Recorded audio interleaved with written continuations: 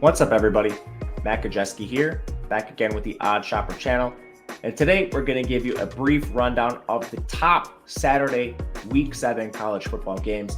Before we get started, make sure to hit that thumbs up button, subscribe to the channel, and hit the notification bell so you know when this and all other content goes live. We're also brought to you by Bet365.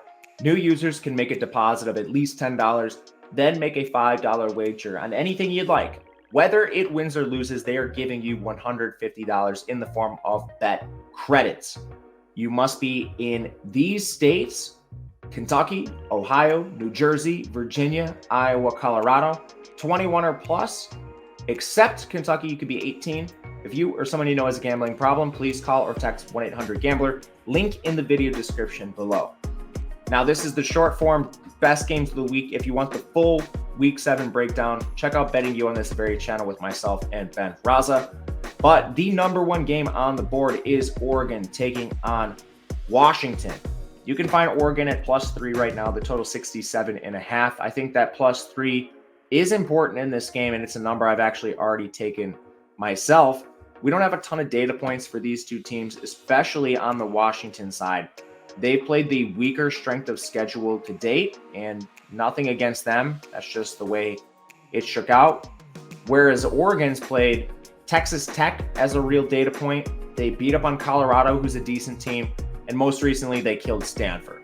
So the Texas Tech game was close. Yards per play actually favors Texas Tech. They outgained Oregon 6.5 to 6.3, but we learned a lot about Oregon in that game. And I think they have the more balanced offense. Whereas on the Washington side, they've beaten up on some weak teams: Boise State, Tulsa, Michigan State, Cal, and Arizona. Arizona being a 7-point victory. None of those teams are anywhere near what Texas Tech offered. So first and foremost, Oregon. This team is excellent on offense. Bo Nix, Bucky Irving, great running attack, good receivers, Troy Franklin, Tez. They go across the board. Strong offensive line as well. They're number 1 in pass blocking, 19th in run blocking. Defense has been very good to start the year. 20th in total defense, 47th against the run, 15th in coverage. They did allow 282 yards to Tyler Shugg, but that was just 7.8 yards per attempt. Where they got gashed was actually on the ground in that game. Otherwise, they've been solid. Shedeur Sanders, 4.8 yards per pass attempt. This was a big concern for me. Losing 2 NFL DBs, highlighted by Christian Gonzalez, losing one of your edges in DJ Johnson, a linebacker in Noah Sewell. But especially the secondary has stood up to test against passing attack, which is going to be exceedingly important against Washington. Penix, O'Dunes, McMillan if he returns, which looks likely, and Polk. You need to be able to stand up to the pass, which is highly important. Washington, great offensive line. They're actually 3rd in pass blocking, 21st in run blocking. Although they're not a run-based team, you're not going to see much Dylan Johnson. But Penix has been awesome. He's taking care of the ball, some of the best efficiency in the country. But I do have questions with this Washington defense. 23rd in total defense, that's great. But what signal callers have you faced that have been able to exploit you? Talon Green can't. The Tulsa quarterbacks can't, and they were using a backup. Noah Kim for Michigan State can't. The Finley, whatever Cal's quarterback tandem can't either. And then you're facing a backup in Arizona. There are some injuries on Washington. Julius Buelos missed a couple games. McMillan's missed 2 games. They've had safety Asa Turner miss the last 2 games. Devon Banks has been injured. So there are some injuries on the Washington defense, which are concerning. All that really concerns me with Oregon is Brian Addison at safety. Noah Whittington's out for the year, but Bucky Irving's been able to fill that role nicely. So I'll take the points with Oregon. Road spot does trouble me a little bit, but overall I think they're the more complete team across the board. There's a few things Washington does better, like throw the ball, but Oregon's not far behind, and they've got the advantages in other places, so we will take the Ducks.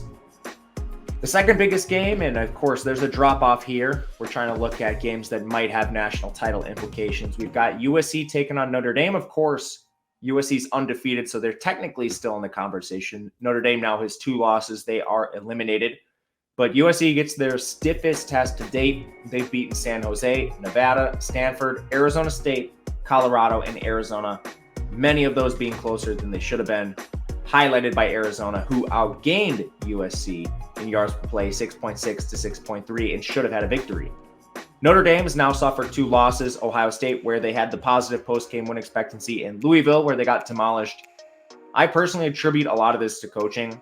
Advanced metrics favored Notre Dame heavily in that matchup, especially in the trenches, where I'm not sure what happened to them year over year. Last year, they had a top 5 offensive line. It's largely the same players, and now their pressure rate's at 25.5%. Sam Hartman's been under duress.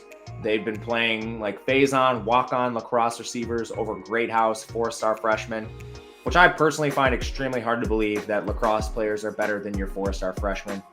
But I'm not a talent evaluator for Notre Dame. Anyway, their defense has also given up some production. Jawar Jordan, 6.8 yards per carry. That speaks to the inability for the Notre Dame trench to get the job done on both sides of the ball. When you look at USC, this team has the high-powered offense. I don't see this Notre Dame defense stopping them, even if it is the best defense they faced this year. But there are some concerns. On defense for USC, on top of them being just awful at times, 79th in run defense is a big mismatch in favor of Notre Dame. They're also down a lot of DBs. Damani Jackson missed their last game at corner. Christian Roland Wallace got hurt in the game at corner. Mason Cobb, he apparently displaced a rib. He's a linebacker, but I think he'll be active. Anyway, USC's given up a ton of points to teams that definitely don't have offenses on par with Notre Dame. The question I have is, does Notre Dame limit themselves again, as they have in really all 3 of the last games? I don't know the answer to that. I see this game as pretty close to a pick'em. Because of that, I would take the points with USC if I had to. I would be looking for a +3 strictly if you want to bet this game. But I would much rather play an Oregon or something like that as far as marquee games on this slate go. Last one we'll talk about today. Again, not necessarily a ton of national title implications, but North Carolina is undefeated right now, and they are facing Miami in the ACC, who has 1 loss. Georgia Tech coming off the botched Neal situation. But I think this is a buy low on Miami and a sell high on North Carolina. Miami, they have the much better power ratings across the board. This team, when you adjust for opponent, strength of schedule, Miami's 3rd in total efficiency, 8th in pass blocking, 14th in run blocking. This offense is awesome. North Carolina's defense, 63rd in defending the run, 27th pass rush, 24th coverage.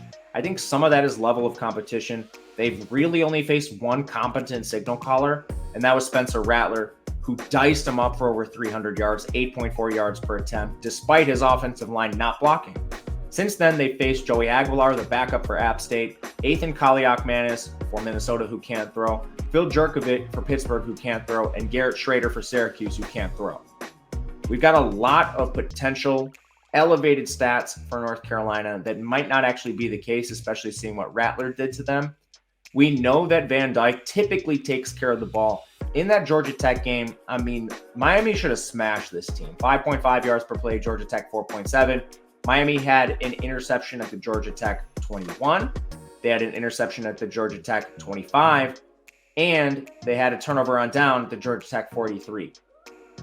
I mean, these easily could have just turned into 21 points, and Miami decimates Georgia Tech like 41-7. Not to mention, Miami threw an interception on their own 25 and gave Georgia Tech an immediate touchdown. Talk about another 7-point swing. All that happened before the fumble situation at the end of the game. And I mean, we can look at turnovers. Miami had a ton of them in that game, but typically Van Dyke takes care of the ball. 73% completion, nearly 10 yards per attempt, 12 scores, 4 interceptions, 15 big-time throws, 6 turnover-worthy plays. Offensive line keeps them upright. Good receivers. Man, they should be able to find success against North Carolina, who's not exactly a havoc-driven defense. They're pretty good at pass rush, but I still think these numbers are inflated. And this is no slight to Drake May. I think Drake May scores with Miami, but you're giving me all these edges on the Miami side. I'll take the points at +4 with the Hurricanes. Again, if you want full betting breakdowns for this week, we've got you covered on Betting You. This is just a little appetizer. For those of you that don't have as much time, let me know in the comments what you think. If you have a question, reach out on Twitter at Matt_Gajewski. Otherwise, we'll be back next week talking more college football. And until then, good luck, everyone.